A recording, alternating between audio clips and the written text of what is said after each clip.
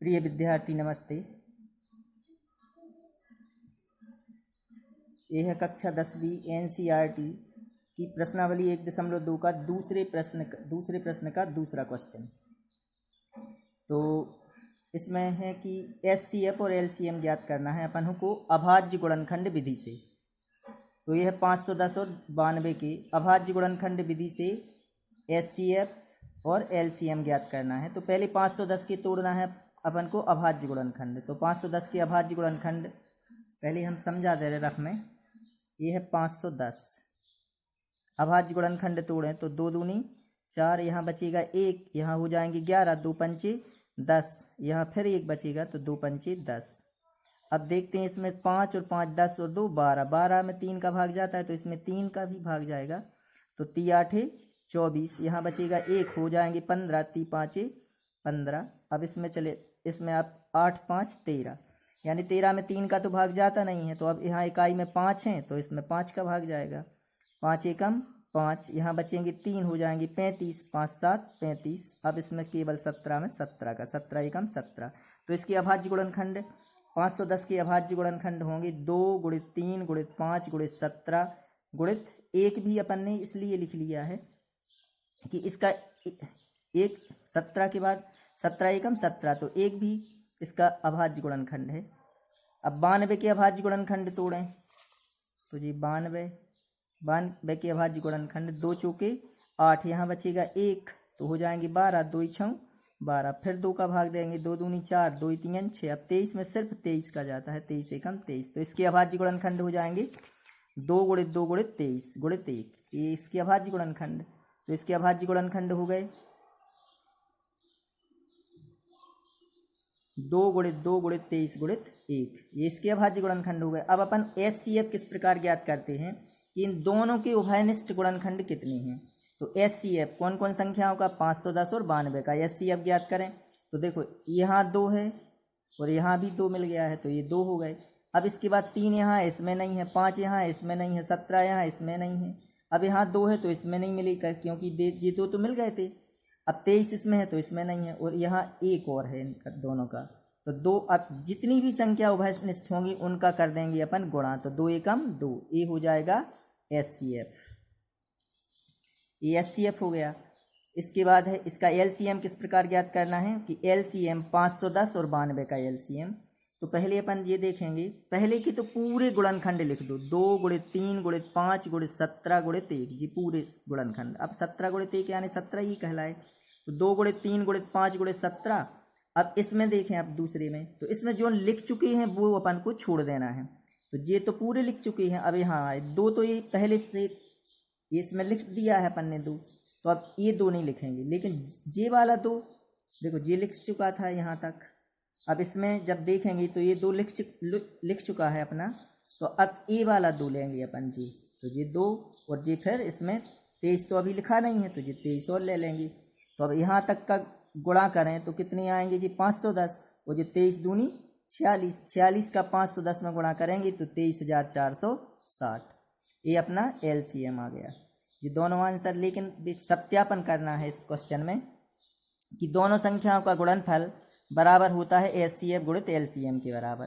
तो दोनों संख्याओं का गुणनफल 510 गुणित 92, इन दोनों का गुणा करें तो आएंगे 46,920। इनका गुणा करना है, ये बना लिया अपन ने समीकरण नंबर 1। अब HCF गुणित LCM ज्ञात करें। तो HCF है कितना 2, HCF 2 है, और LCM कितना अपन ने निकाला है 23,460। अब इन दोनों का अपन ने गुणा किया तो ये आ जाएंगे कितनी 46,920। ये दूसरा समीकरण, ये भी 46,920, ये भी 46,920। तो 1 व 2 से अपन ने क्या सत्यापन किया है कि दोनों संख्याओं का गुणनफल काय के बराबर है HCF गुणित LCM के बराबर। ये अपना सिद्ध हो गया। इसका तीसरा क्वेश्चन है 336 और 54। तो 336 और 54 में 336 के अभाज्य गुणनखंड तोड़े अपन।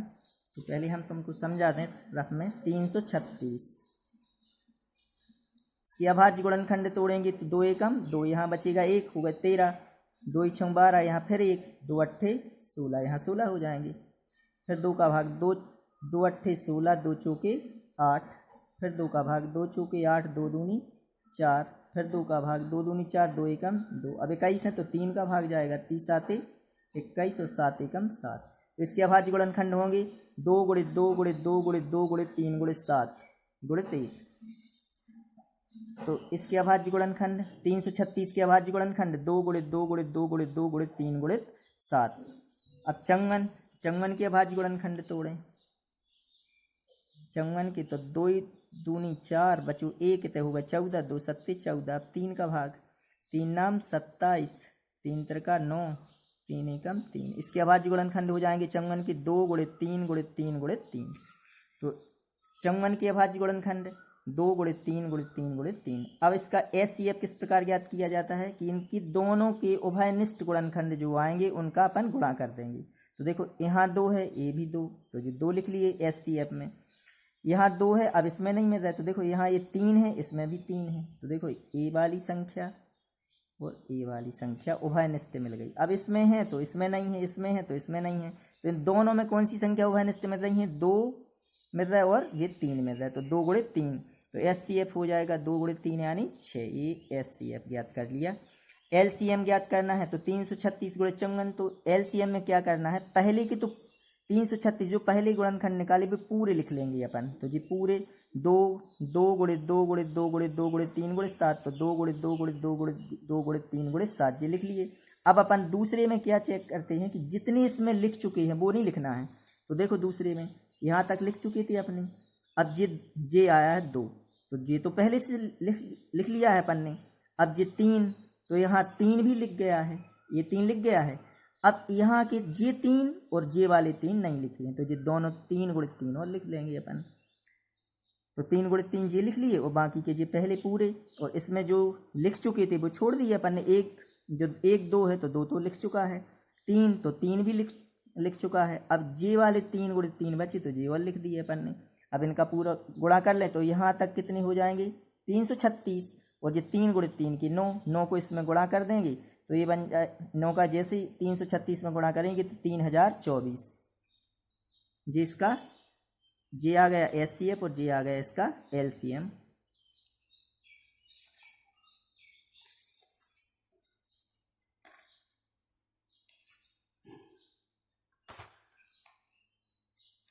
अब इसका सत्यापन करना है अपन को।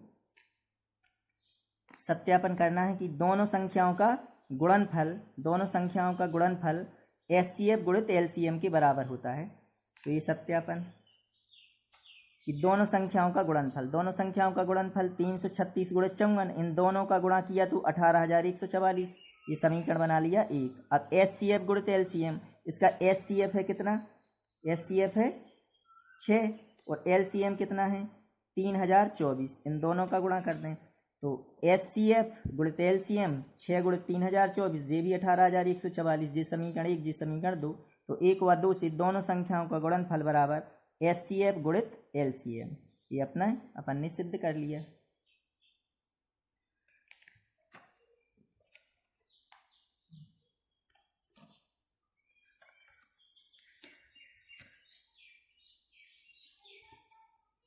इसी के आगे प्रश्न क्रमांक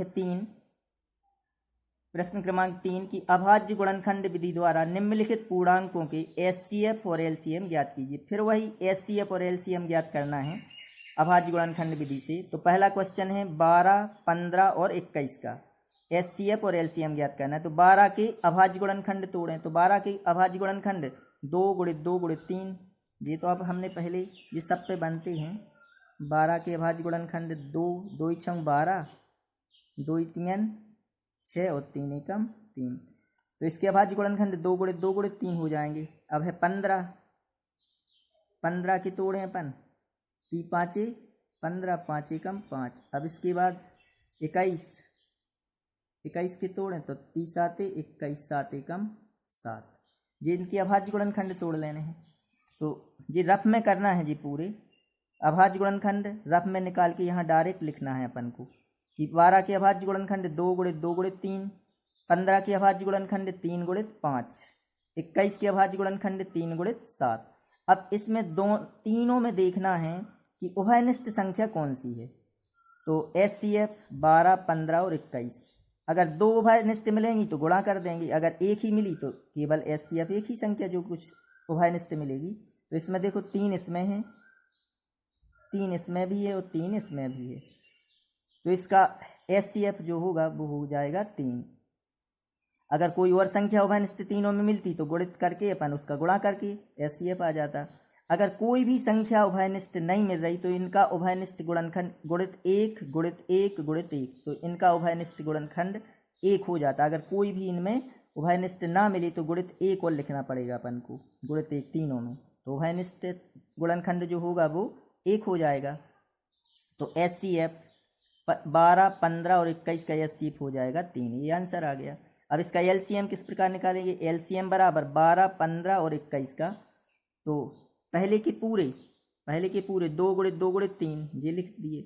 अब दूसरे में जैसी है अपन तो जो लिख चुकी है संख्या वो छोड़ देंगे, तो देखो यहाँ 3 पहले से लिख चुकी है तो ये छोड़ देंगे, अब गुणित लिख लेंगे अपन 5। अब इसमें आएंगे तो ये 3 फिर पहले से लिख चुका है, अब इसका केवल कौन सी संख्या ले लेंगे अपन? 7। अब इनका गुणा कर दें, 2 दूनी 4 3 12, 12 पंचे 60, 60 गुणित 7 तो 7 6 42, ये 0, यानी ये हो जाएंगे कितने? 420। ये निकल 420, तो ये आ जाएगा, इसका LCM आ जाएगा 420। ये आंसर और ये भी आंसर। दूसरा क्वेश्चन है 17, 23 और 29। तो 17 की तो कोई गुणनखंड नहीं निकलेंगे, 17 में किसी भी संख्या का भाग नहीं जाता, केवल 17 का ही भाग जाएगा एक बार, तो 17 एकम 17, 17 गुणित 1। इसी प्रकार 23 के बाद गुणनखंड में 23 गुणित 1, 23 में भी किसी भी संख्या का भाग नहीं जाता, 29 में भी किसी भी संख्या का भाग नहीं जाता, तो 29 के अभाज्य गुणनखंड हो जाएंगे 29 गुणित 1। एक इसलिए लिखा है क्योंकि 17, 23 और 29 में कोई भी उभयनिष्ठ संख्या अपन तीनों में नहीं मिल रही, इसलिए इनके इसका अभाज्य गुणनखंड 1 भी लेना है अपन को, गुणित 1 गुणित 1। तो इनका तीनों का उभयनिष्ठ जो गुणनखंड होगा वो कौन सा हो जाएगा? 1। तो HCF 17, 23 और 29 का HCF हो जाएगा 1। ये आंसर हो गया। इसका LCM किस प्रकार ज्ञात करेंगे? 17, 23, 29 का, तो पहले के पूरे तो 17 गुणित 1 ले लिए, दूसरे में 23 भर लेंगे क्योंकि एक तो लिख चुका है, और इसके बाद इसका 29 लेंगे क्योंकि इसमें जो लिख चुका है वो छोड़ देंगे, बाकी की इसमें से अपन लेना है।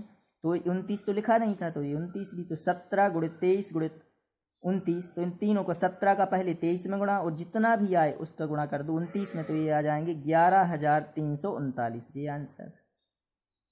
इसका तीसरा क्वेश्चन है 8 गुणित 9 गुणित 8, 9 और 25, इनका अपन को HCF और LCM ज्ञात करना है। तो 8 के अभाज्य गुणनखंड, 8 के तोड़े अपन 2 गुणित 2 गुणित 2, 2 दूनी 4, 4 दूनी 8, 8 एकम 8, 1 भी लिख लिया। 9 के अभाज्य गुणनखंड 3 गुणित 3, 3 त्रिका 9 गुणित 1। 25 के अभाज्य गुणनखंड 5 गुणित 5 गुणित 1, 5 गुणित 5 गुणित 1। तो इसका अब इसमें देखें अपन तीनों में उभयनिष्ठ, तीनों में केवल 1 ही मिल रहा है, तो 8, 9 और 25 का HCF होगा जो 1 हो जाएगा। LCM निकालेंगे तो 8 के पहले के पूरे तो 2 गुणित 2 गुणित 2 गुणित 1। अब 9 के इसके में तो ये जो लिख चुकी हैं वो छोड़ देंगे, बाकी के पूरे तो 3 गुणित 3 ये ले लेंगे अपन। इसमें आएंगे तो ये संख्या 5 गुणित 5 और ले लेंगे क्योंकि ये कोई भी संख्या नहीं लिखी, तो ये 8 गुणित 9 गुणित 25, इन तीनों का गुणा करें तो 8 नाम 72 गुणित 25, 25 का 72 में तो 1800। ये आंसर। ये तीनों क्वेश्चन, तीसरे क्वेश्चन के तीनों क्वेश्चन हल हो गए।